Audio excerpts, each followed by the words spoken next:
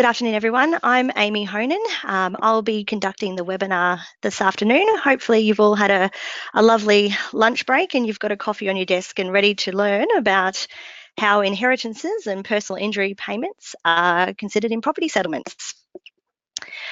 So today's webinar is focused on accountants. I'm sure accountants get a bit of a dig, like us family lawyers do, about what your friends think you do, your parents, society, your boss, and what the reality is. I see there might be a few lawyers logged in today for the webinar, so I thought I'd have a bit of a dig at us as well. So I think we can all agree what I really do is how all our desks sometimes look. All right, who are we at Michael Lynch Family Lawyers? So we're a specialist family law firm. We've established for over 20 years and we have 9 lawyers acting here, and 5 of us are accredited family law specialists. We assist private clientele who we provide for a fixed fee initial consultation appointment, and we also regularly post articles and publications. Today the overview is going to be, firstly, a bit of a recap on how the court divides property when parties separate and going through the 4-step process. Then we're going to have a look at what the global approach is versus the 2-pool approach. Then we'll move on to something a bit more substantive, how inheritances in property settlements, are they treated differently? How a personal injury payment can affect a property settlement? And lastly, what, if anything, can be done to protect a personal injury payment or inheritance from the court's reach?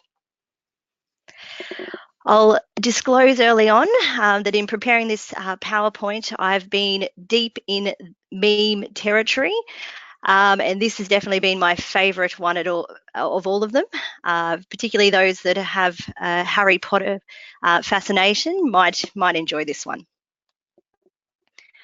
Okay, so the how-to of property settlements.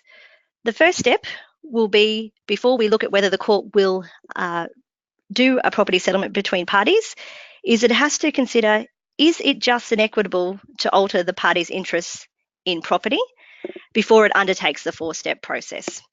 So in circumstances where you may have a very short de facto relationship, since the Stanford case in 2012, which was a High Court case, the courts now may be considering that there should not be any alteration of property interests. So firstly, step 1, identifying the pool. Under this step, it's important for the court to firstly identify all of the interests in property that both parties have an interest in, regardless of when it was received or who legally owns the asset. This means that the court will include all assets of the parties, including real property, an interest in a trust, cash, and superannuation. Parties must agree on a value or have valuations conducted so the court is able to determine the proper value of an item. It's important to remember that, as I said, whenever it comes in, will be included. So even a lottery win 2 weeks after separation will still need to be identified and valued and included in this first step. That includes any Beanie Babies, and here's a bit of a, whether it's an urban myth now that's been trolled around the internet, but here is some divorced couples in America splitting their Beanie Babies. Then we get to the second step of contributions. So under this second step, the court must assess and evaluate both parties' contributions throughout the relationship towards the acquisition, conservation, and improvement of the property. Contributions can be both direct and indirect, and they can be financial and non-financial. Contributions also include contributions to the welfare of the family and contributions as homemaker and a parent to children throughout the relationship. In most cases, the court takes a very general or broad brush approach to the assessment and valuation of these contributions, especially in longer relationships. Generally speaking, the shorter the length of the relationship, the closer the examination of the parties' relevant financial contributions in a property settlement would be, particularly if there's no children involved. The court will specifically look at significant initial contributions as well as financial contributions during the relationship, especially any lump sum contributions like an inheritance or a personal injury payment, when assessing the contributions of both parties. I thought this might be a little controversial, this one, but it gave me a giggle. The third step then we look at is the future needs of the parties. So we'll need to look at and assess and quantify in steps 1 and 2 and ask the question whether the percentage division based on the contributions having regard to the nature and value of the assets in step 1. Sorry, I'm getting myself muddled up here. I've moved to step 4 already, but let's go back to, step 3 when we're looking at the future needs. So we're looking at the age and health of the parties, the resources and employment capacity. So this will look at the income, property, and financial resources. Financial resources, we'll talk about that a little bit later, but insofar as a financial resource in the court's eyes could be an inheritance, depending on when it has been received. They will also consider whether either party has the care or control of a child under the age of 18. Again, you'll see it talks about a child under the age of 18, but a few of my clients would be talking about having adult children at home and still supporting them. So it'll be interesting to see if the court ever catches up with that. I suppose that if we're looking at it, an argument could be made under the necessary commitments and responsibility to support others.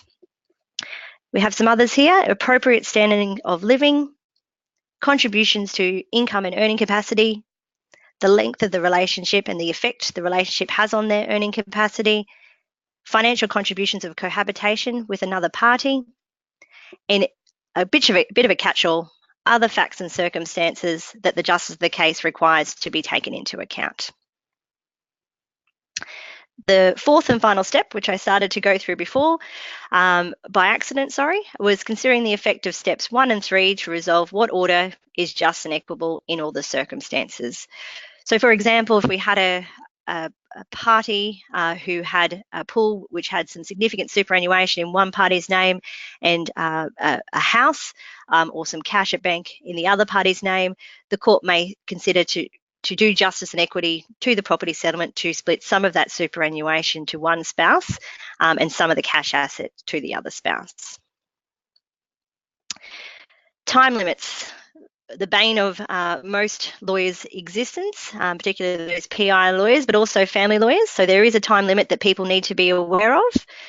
Firstly, for married couples, that will be 1 year after the divorce order issues. So parties need to be separated for 12 months before they can apply for a divorce. And then once that certificate of divorce issues, then 1 year from that. De facto relationships, though, is a much closer limitation date us family lawyers keep an eye on, which is 2 years from the date of separation.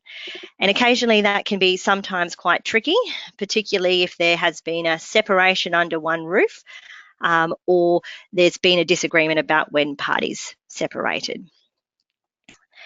I'm not giving anyone a free set of steak nights, but wait, there is more. Firstly, there's an alternate option to step 1. So step 1 was valuing those assets and getting them into the property pool. The usual approach by a court is the global approach. So that means everything's valued and everything's in. The other option that we have is what's called a two-pool approach.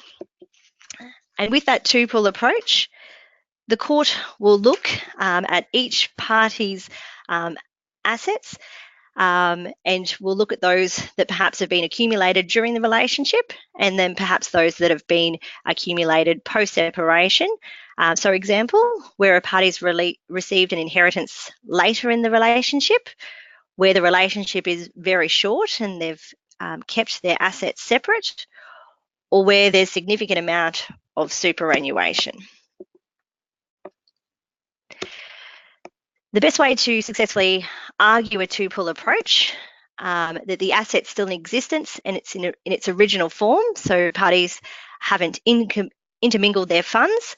It would be difficult, for example, to argue a two-pool approach if somebody had a house at the commencement of their relationship it was sold, and then those funds were intermingled into a second house in joint names. So is a possibility, but the more funds are intermingled, then the harder it perhaps could be to argue a two-pull approach. The same would go with an inheritance received late in the relationship or post-separation, where those funds, again, were intermingled together. Okay, let's move on to the more substantive stuff about why we're here today. So how does the family court consider inheritances? And I'm going to ask you guys. So firstly, is an inheritance protected from a family law property settlement? So there's 3 questions here. Yes, no, and maybe. Give you a few minutes, or a few seconds, I should say, to put your vote in. Okay, we'll close the poll. We've got 55% for no and 55% for maybe, which doesn't make sense, and that doesn't add up to 100. The accountants' minds might be exploding, but hey, that's the results we have. The answer. So property does not fall into a protective category merely because it's an inheritance. So the answer would be no. Okay, well, if I told you it depends insofar as the two-pull approach, though, I suppose so maybe is probably a better answer. What we may have some difficulty insofar as whether the inheritance may or may not be included is how the inheritance is used and received. So if we had an inheritance that was received early or during the relationship or even post-separation, and those funds were used on a very nice Hawaiian holiday, we wouldn't be looking at a party getting an adjustment in their favour for that inheritance. But if we could see that the inheritance was used to grow and stimulate the property pool, then we could be looking at it being considered in the property pool. So let's look at a quick case example to put that in context. This is a case that's a number of years old, but still very relevant to us family lawyers. So in this case, the husband inherited a large sum of capital at the time of $6,000, and that was used to purchase the party's matrimonial home. The parties didn't have much to start with, so without that $6,000, the property wouldn't be able to be purchased. Some of the funds were also used to make some extensions to the home, and then the balance was used for other day-to-day living expenses. When the parties separated, the husband sought for there to be an adjustment in his favour due to the inheritance, which the wife opposed.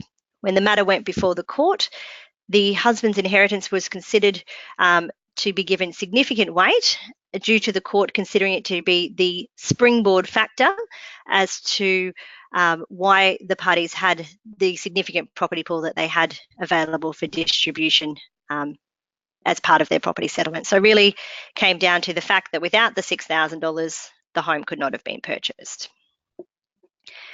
So I think everyone's probably picking up already. Timing does matter insofar as how a court will look at an inheritance. So we'll go through now whether the inheritance was received before or during the relationship, late in the relationship, or after separation. So firstly, if the inheritance is received at the commencement of the relationship. So when we were talking earlier in this presentation, we talked about step 2 about contributions. So this would be treated as an initial contribution of that party. And depending on the length of the relationship will be how much of adjustment that party may receive. So again, a long relationship, there may be a very modest adjustment, but in a very short relationship, there may be quite an adjustment in that party's favour. So then the next likely stage that an inheritance could be received is during the relationship. So again, it'll be treated as a financial contribution of that party under step 2. And again, like an initial contribution, it may be eroded over time. It will just depend when it was received and how it was used. Then we have inheritances received late in the relationship. So these ones may not be included in the global approach and may be included in the two-pull approach. So in that, we may have, doesn't mean that it is quarantined, as the court may have to make an adjustment from that asset to ensure that there's just an equitable, that the property settlement is just and equitable. So let's have a look at a quick case example again. So this is a 2015 case. In this case, we had a 23-year relationship which bore 3 children. The husband's mother dies 2 years prior to the separation, and the husband receives quite a significant part of the estate, property and cash of approximately $1 million. The wife sought 42.5% of the pool, and she sought for the court to use the global approach. She wanted that $1 million to be part of the pool. The husband sought the inheritance to be excluded from the pool, and that the wife receive 47.5% of the first pool, which was the assets during their relationship, or in the alternative, that she receives 30% of the total pool, which would include the inheritance. Ultimately, in this case, the court decided to use the global approach because of the length of the relationship and the respective contributions made by each party, and awarded 39% to the wife. We have another case a few years prior to this one. Again, long relationship of 25 years, 2 children in this case. In this case, the husband had also received an inheritance late in the relationship of $527,000, 2 years prior to the separation. And in that case, my recollection is that was also from his mum. The court found that each made an equal financial and non-financial contribution during the relationship, but when coming to the inheritance, in this case, the court decided to do a two-pull approach. So first pull, all the assets they'd accumulated during the relationship, save for the inheritance, and in the other pull, the inheritance. So what this meant was the husband was able to retain the inheritance to the exclusion of the wife, but to do just an equity, the wife received an adjustment of 7.5% in her favour, so 57.5% of the first pool. So what about with those inheritance that received after separation? Usually not included, and will generally have the two-pool approach. Again, it's a discretionary system, so if justice and equity would not result, if the inheritance was not included, the court could deal with it on a one-pool approach. It's not going to quarantine the inheritance. As I started to talk about before, the adjustment may be made from the inheritance due to step 4. So what we may have in that case, in those cases, is where we have a very small pool from the marriage and quite a large pool from the inheritance, that the court may say, instead of doing a superannuation split of pool 1, which may be the only other asset left, that a cash payment be made from the inheritance, which will usually be cash. So again, there's a lot of discretion for the court to make just and equitable orders. So again, we'll just go through a quick case example because they can be a good way to help understand the family courts. Another long relationship of 23 years, and both parties brought property into the relationship and worked in a medical practice. Both of these parties were doctors. At the time of separation, the property pool was worth $4.2 million. So they both had done quite well for themselves. The husband subsequently receives, after separation, an inheritance of $9.5 million. So we're talking nearly double of what would be in pool one, their assets accumulated during their relationship. In this case, the court was minded to use a two-pool approach and exclude the inheritance received post-separation. And in doing that, they've given a significant adjustment to the wife, given the size of the second pool, and she received 80% of the $4.2 million pool. Who actually receives the inheritance? This might seem like quite an obvious answer. Before we move on to that, we'll have a bit of a giggle about this. So usually it's going to be considered as a contribution of the party who receives it. So as you can see from the cases above, usually with the husband in the last case we talked about, he was given the adjustment and the contribution was considered his. The court may consider, I will be honest, it would be a very difficult case, I think, to run, it being a joint contribution if one party has shown that they were providing significant care of the testator, and they made perhaps some improvements to some real estate without any real benefit under the estate. So again, I think it would be a difficult case to run, but there has been some cases where the court has considered it a joint contribution, but very rare.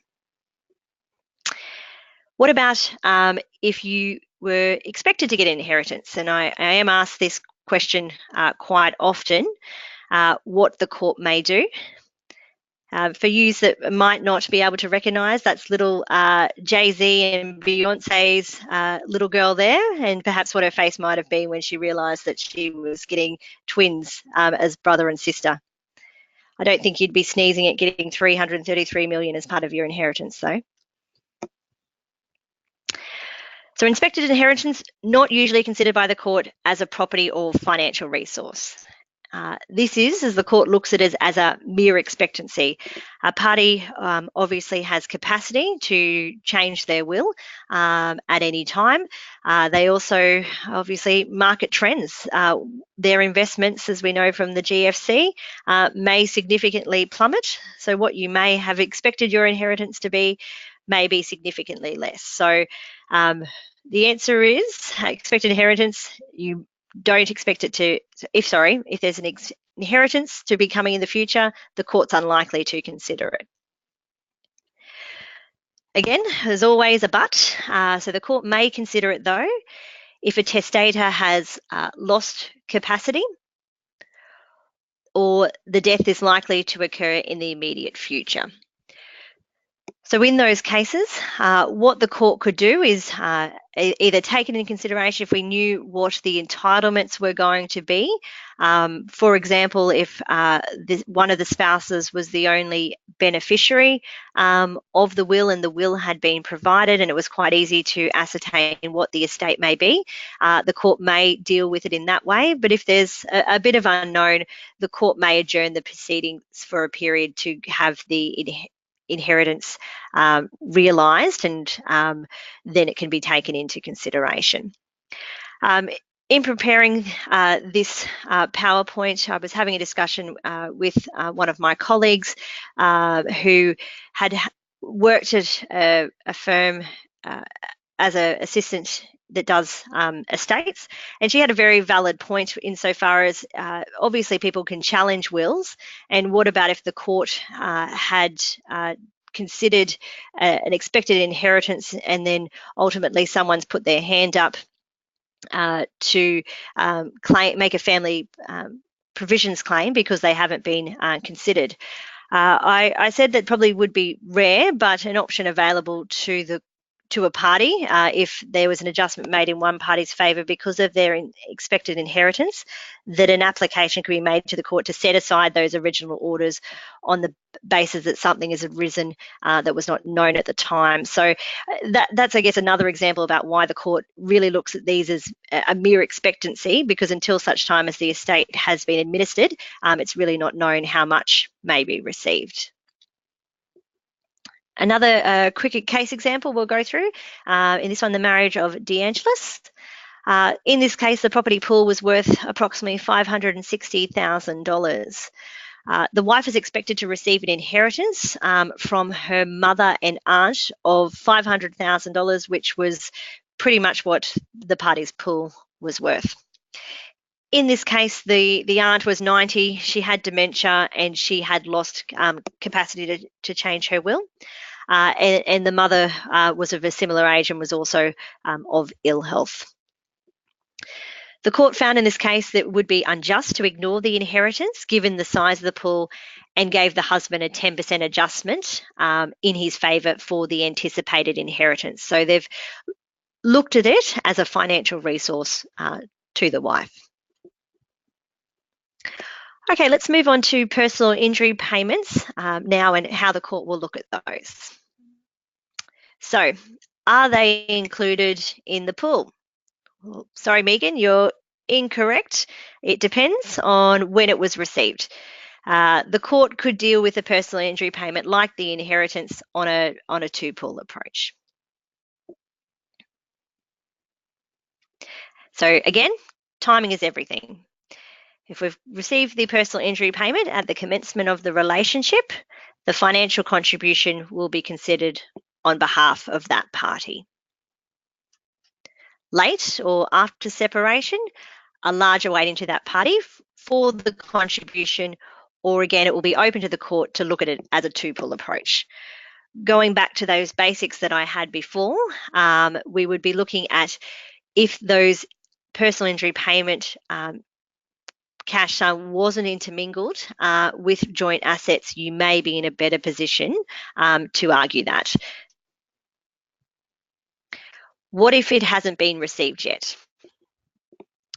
So if at the date of a trial, one party has on foot proceedings for damages and it's yet to be finalised, the future payment is going to be a potential financial resource that the court has to take into consideration under that third step, so future needs. Like inheritances, depending on how far into the personal injury proceedings a party is, the court may decide to adjourn the proceedings for a short period to allow that to be finalised so that can be quantified.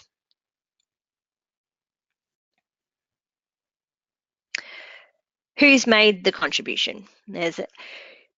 Again, we would think that it would be the same as inheritances, but there really is a exception. So in most cases, a damage verdict arising from a personal injury payment will be from the party who suffered the injury, but insofar as whether an adjustment would be in both parties' favour would depend on the injury. So if we had a personal injury payment paid where a portion of that payment perhaps was for the care of a spouse, then they may be able to agitate an argument that they've also made a contribution to that injury payment. It may not be 100%, but they may be able to offset some of the payment that was received. Right to sue. Is that property in a family law context? Answer is no, because it can't be assigned to another party. So this would come up very rarely, as most people will usually, if they have grounds for a claim, will look at progressing that. But if a party had an injury and decided not to progress their application for a variety of reasons, then the court can't assign that to another party or consider it a financial resource in the future. In personal injury payments, a party will have an obligation to disclose, which is an overriding obligation to make full and frank disclosure in all family law matters. So what might be a bit more particular for a personal injury would include access to all medical or legal material, so in regards to the personal injury payment. So that might include details about what exactly was received when we look down to a breakdown as the type of payment of the damages, insofar as if it was for pain or suffering or future income loss, or alternatively, if there is any medical reports insofar as a party's capacity to work going forward, they would come into the family court context to be disclosed.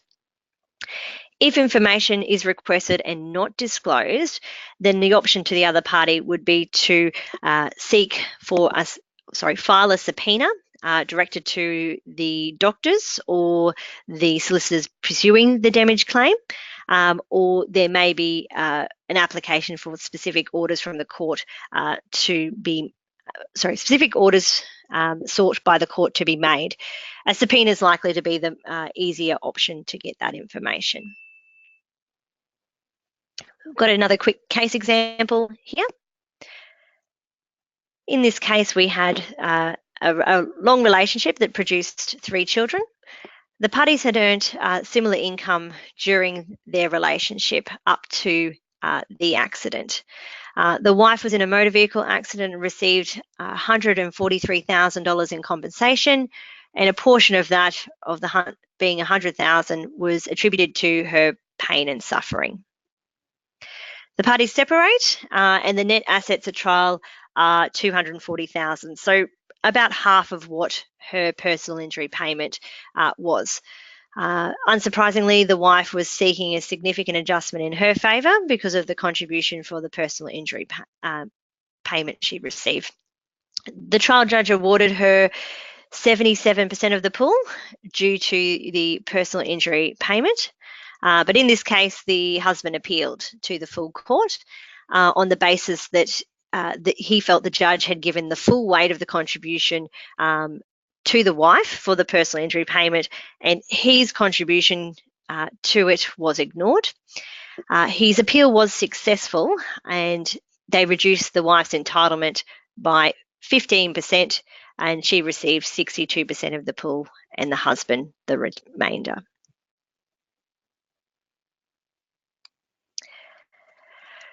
Protecting the inheritance or personal injury payment. Can it be done?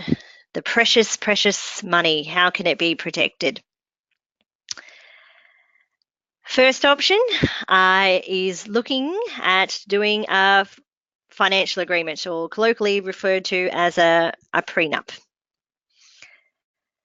So with financial agreements, these can be entered into before, during, or after a de facto relationship. So for the purposes of protecting an inheritance or a personal injury payment, before or during would be when they're likely to be entered into. A lot of parents looking to protect the estate may, when they're doing up their wills, have their children enter into financial agreements to protect their child's part of the inheritance. What we need to remember is that when we're entering into financial agreements, both parties require independent legal advice before signing those agreements. So there needs to be an agreement to enter into these, and depending on, I guess, the size of an inheritance that's going to be received will depend on whether the other party may agree to enter into that financial agreement. Another option might be, and I haven't put this on the slide, but I've been thinking about it overnight, and it is something that's raised sometimes, is looking to enter into a testamentary trust at the time of the will being prepared. The difficulty with that, and why I haven't included it in a slide, is that it could be considered as a financial resource of that party and still be considered by the court, again, depending on when the inheritance is received. So it really doesn't have that ability, like a financial agreement would, to really quarantine the inheritance or personal injury payment. But it is still a possibility, but I guess there would be a big caveat from us family lawyers that it won't be 100% protecting it. The other option, and again, it's like the testamentary trust, it's not going to be completely protecting the asset, but to keep the funds separate, because that's going to be the best way we can look at having that two-pool approach. So don't intermingle the funds with the joint asset. It might be as simple as, in a case that I've had recently, is that they had received quite a significant personal injury payment of $1.4 million. And in that, those funds were put into portfolio investment for that client, and that they had used to live over those funds off over the years.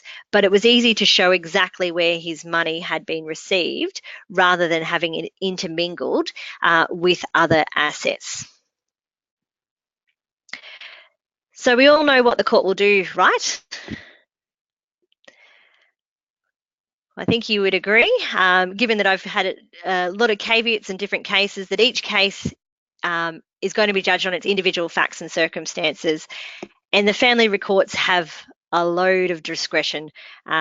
So it's really hard to predict with certainty how a court will deal with an inheritance or a personal injury payment. And if you're giving advice to a client or giving some recommendation about what they can best do, as I said, financial agreements and also not intermingling the funds would be my advice as the best steps you can do. Okay, is there any questions at all? If anyone wants to type anything through, we can come through now. I'm not sure if this is set up. Sometimes questions can come through.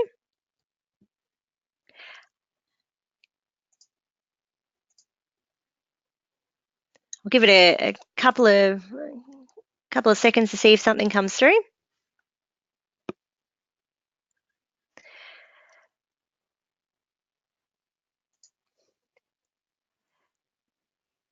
If there are any questions that come through, if you haven't been able to type them through, then you'll see that there's an email address there, law@mlynch.com.au.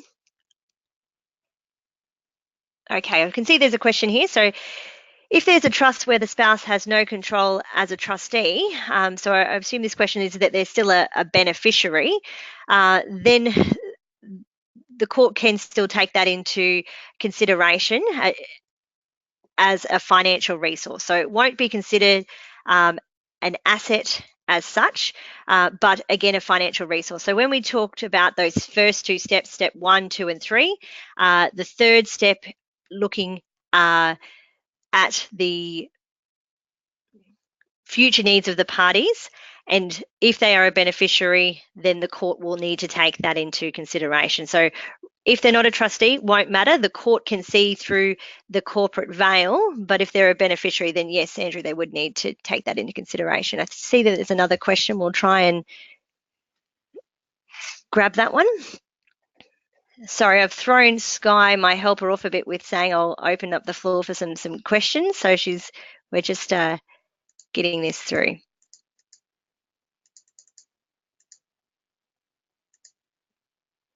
Okay, so a few questions. So we've got, Andrew, is there a trust where the spouse has no control as trustee?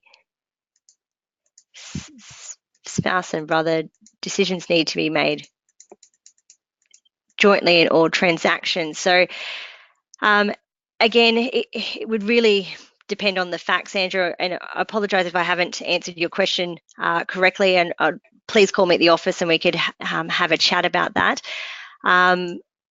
If there's anything more, perhaps a few more facts for that one might help. But what I can understand is the situation is that the court could still see through the trust and decide to take that into consideration.